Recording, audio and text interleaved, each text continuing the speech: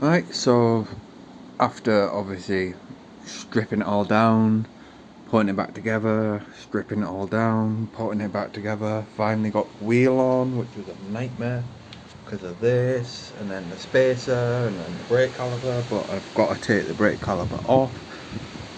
There's the master cylinder, which I need to get that off because of that rubber bit there. What pumps the brake fluid through, is stuck. So I've got to get that off. I've got to get a nut off over there to get the brake caliper off.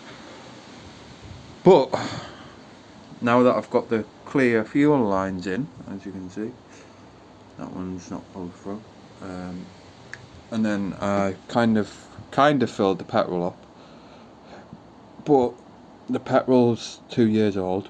I had to. So there's my spark socket down there. I had to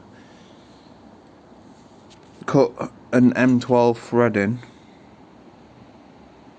So I had to cut a new thread.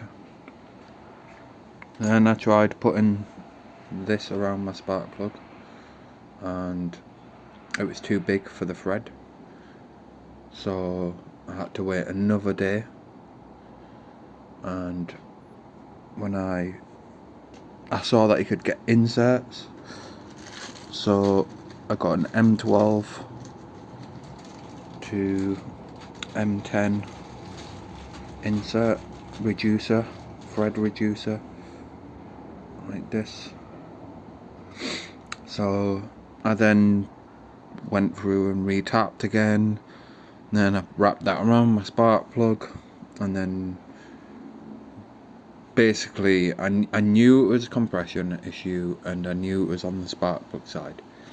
So I knew that if I can get that sealed in tight, the likelihood is it's probably going to start.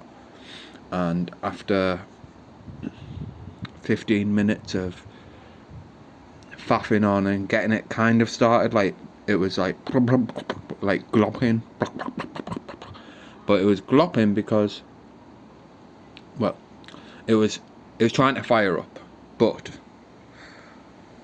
I was watching these fuel lines, advantage of having clear lines, which I'm so happy about. When I was putting the throttle on, yeah, I've got to sort out all the cabling. When I was putting the throttle on, it was going back up, and when I was letting it go, it was going down. So obviously into the carb, and then it was trying to like kick over and fire up and all the rest of it. But it was like I was having to hold the start switch, which is just dangling there, and it wasn't like, it was just constantly trying to like turn over, but it wasn't turning over. And then I realised that obviously when I was letting go of the throttle, bear in mind I was just going like this because I haven't got my throttle connected. So throttle, it was got when I was letting it off, it was sucking it through. When I was putting it on, it was going back up here, which told me that the timing was 180 off. But obviously, because it's a Chinese one, normally you have a big hole on your disc and then two small holes, and you line the small holes to like parallel to like that but on this side. So parallel going like pointing up, and then the big hole pointing out. But it's Chinese motorbike, and there's a branding on the other side opposite to the big hole. So that meant that I had to have the branding end pointed out, which I remember from when the very first time I took this cover off.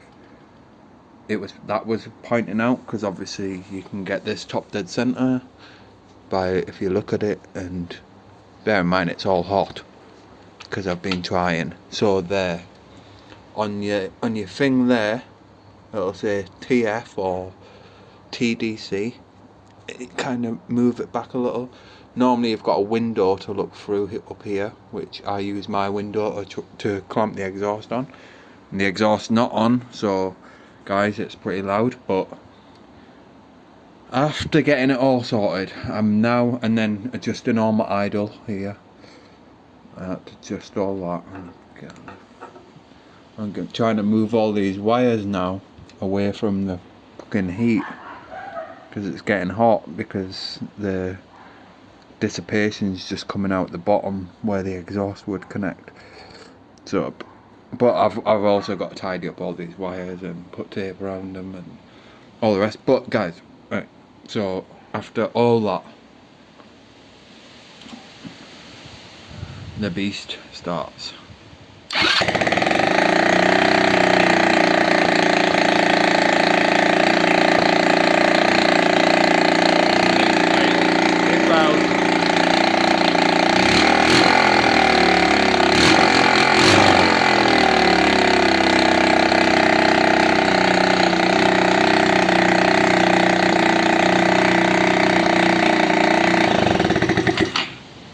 And so there you have it. It was stored away for 2 years, and then my old bike got stolen.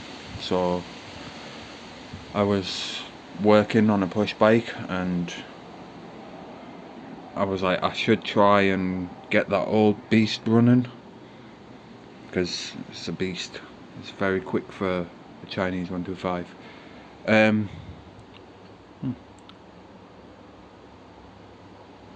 I was just looking at that. Wonder where that connects. Do you think that connects to the suspension? It might. Anyways, I'll be going over it all and rebuilding it. I've got to put the back wheel back on, but the back wheel doesn't inflate. It's got rim problems. This one, just the valve was split, so I took it all off and replaced the valve, and then that inflated real nice. But yeah, so all running, all good. Obviously electrics all do work, but this is in bits. If I can put that on,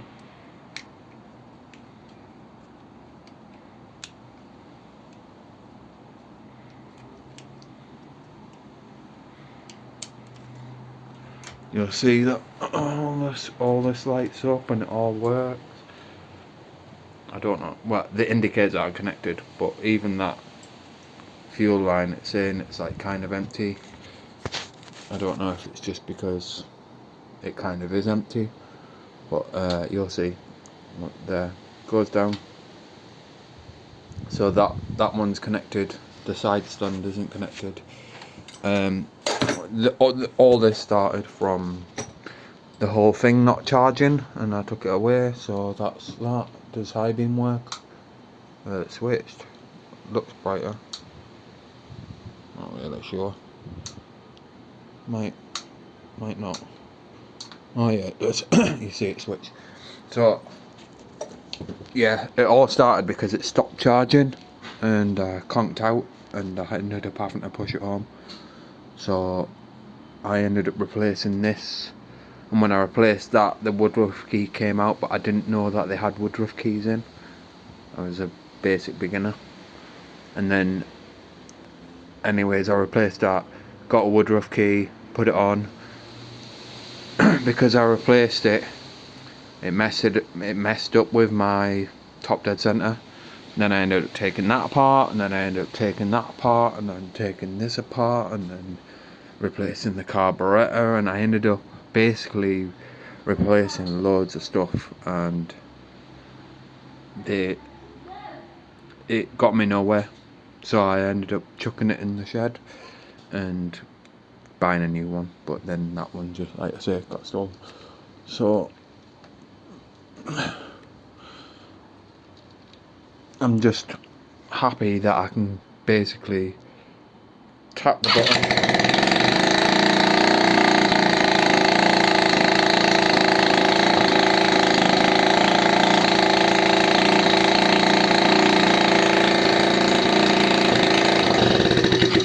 I know, tap the button and off we go.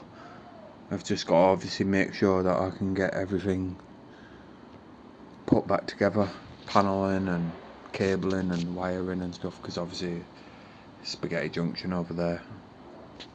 But that was the update video, and obviously I've had a lot of videos about it, about the work I've been doing, like getting these areas back to chrome. Eventually I've got to take it all apart and carry on with that work and get it all painted and sorted.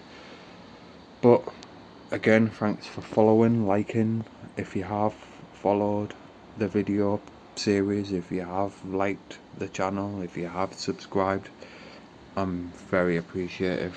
And obviously I'll try and put some pictures up and stuff of start to finish, progress, etc. And thanks for your time, everyone. Goodbye. Enjoy.